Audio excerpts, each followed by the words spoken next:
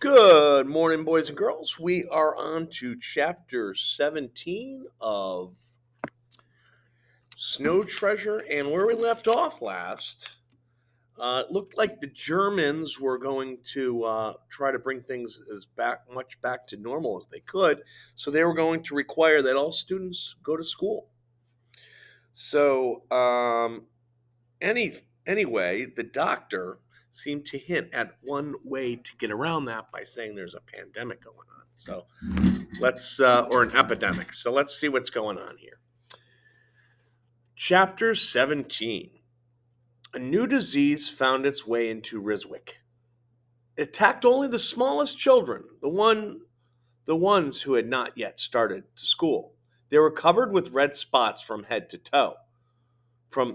But the disease differed from the better known rashes like scarlet fever.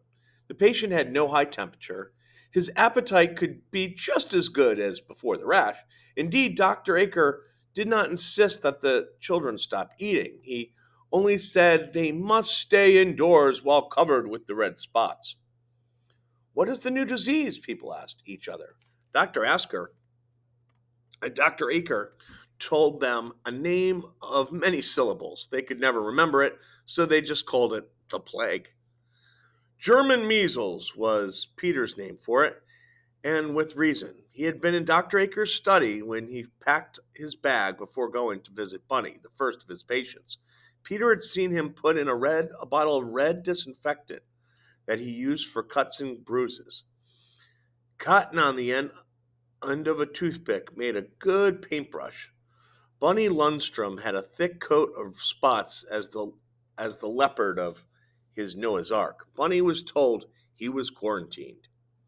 He had no idea what that meant until his mother explained that Peter and Lavisa would go live at Helga Thompson's house, while Bunny had these spots. So quarantine meant that Peter and Lavisa had to go away from home, he decided.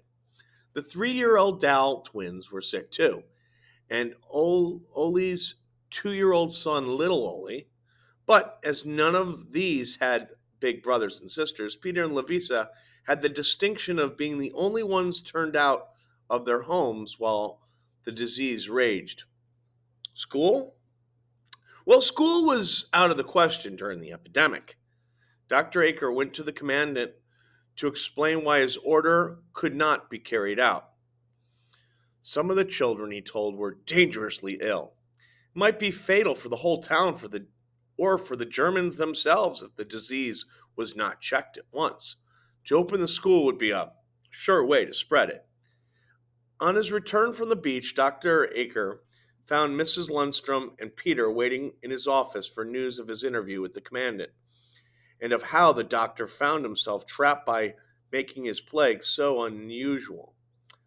How long will this disease last? The commandant asked me, but I could not tell. It's a new thing with us, I said.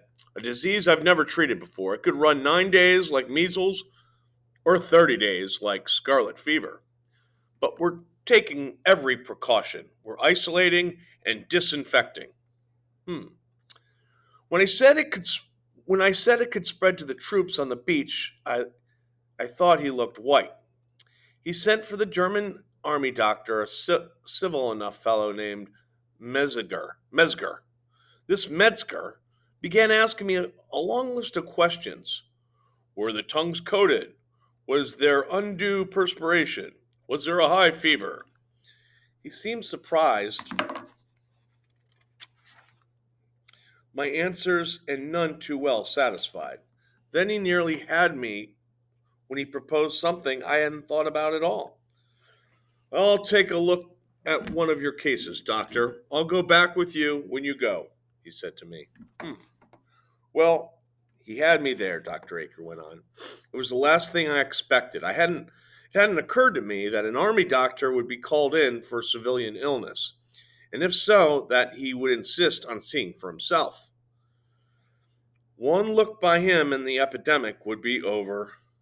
These spots might deceive an ordinary person, but they'd never fool a real doctor. Yes, And that would arouse suspicion, Mrs. Lundstrom said. Maybe they don't suspect us of anything yet, but if they learn we had a reason for keeping the school closed, they'll begin to ask what it is and possibly find out. Peter was open eyed, and the doctor went on with his story. Well, I had to think fast, he said. I couldn't behave as if I didn't want him, for that would surely make them inquire why he couldn't see one of the patients. So I said, there's nothing I would like better, doctor. I'm distressed at how quickly this sickness spreads.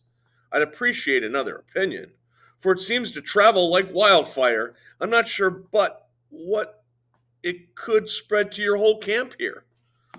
I thought the commandant drew away from me when I started to tell of the disease. He acted as if I could give it to him by just being here. But now I saw him sort of jump. But Dr. Metzger didn't seem afraid. If it's as fast as a thing as that, I would indeed like to see one of your cases, he said. The commandant, however, had a different idea. My words about how it might travel to the whole camp had struck home. He made a sign to the doctor. They went into a little room nearby. I could hear only a buzz of talk and now and again some words. I could understand. Dr. Metzger was trying to win his permission to visit Riswick and see the new rash for himself. But the other was firm. Our men were up there yesterday, I overheard the commandant say. You'll have all you can do to see they don't come down with this disease. He said some other things I didn't hear, but I caught some words to the effect of that they were living in heathenish, outlandish place where a blizzard could blow up out of a calm, and the diseases were probably as freakish and unexpected as the weather. The best course for them to follow was to have as little as possible to do with the people. When they came back to me, the doctor spoke. So this is the one doctor talking to the commandant.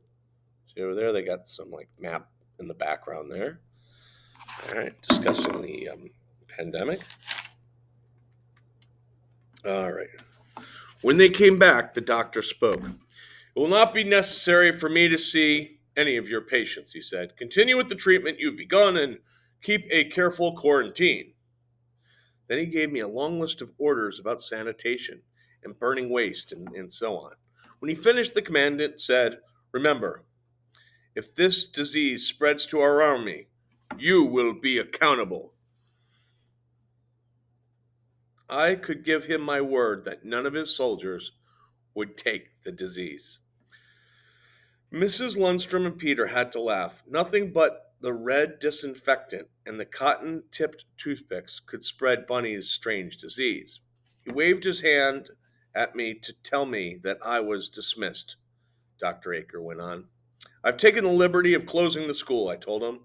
I've also ordered all healthy children to stay outdoors whenever possible. Why would they need to be outside? Oh, the gold. There's nothing like fresh air as a check on the epidemic, I said. So the children's task could go on in spite of all that had happened to prevent it. Bunny recovered, and Lavisa and Peter were allowed to go back into their home. So it was a short-lived disease, the townsfolk decided, like 3-day measles. But there were enough new cases to keep the school closed. So the gold kept spilling down the mountain. Thousands and thousands of kroners of bullion every day. 2 teams would go out one morning and 2 teams the following day. On every sled was more gold than any of the children had ever seen before. One day, Helgo's team got the start on Peter's. When he reached the snake, her team was already there. She seemed buried in her own thoughts. When Peter approached, she hardly answered his wave of greeting. When he began unloading his sled, she came over beside him and dropped on her knees in the snow. Peter, she whispered, I'm frightened. I heard something. Heard something? What? Listen, she warned, still in whispers. There it is again. It's even louder here than over by my snowman. I don't hear anything. Look! Something moved in the bushes. She pointed to the far side of the fjord. They ran in the direction she pointed. They pushed through the snow-hung brush, but were stopped by the black water at their feet. They were unable to cross the angry rushing stream to the far side where the snow made a thick screen over the heavier shrubbery. If we could only get over, we could see the prints in the snow. Are we being watched? Peter asked. I don't know. For the last week, I felt eyes on me every time I turned around. All right, chapter 14 will be next time. So until next time, boys and girls, have a good one. All right, take care.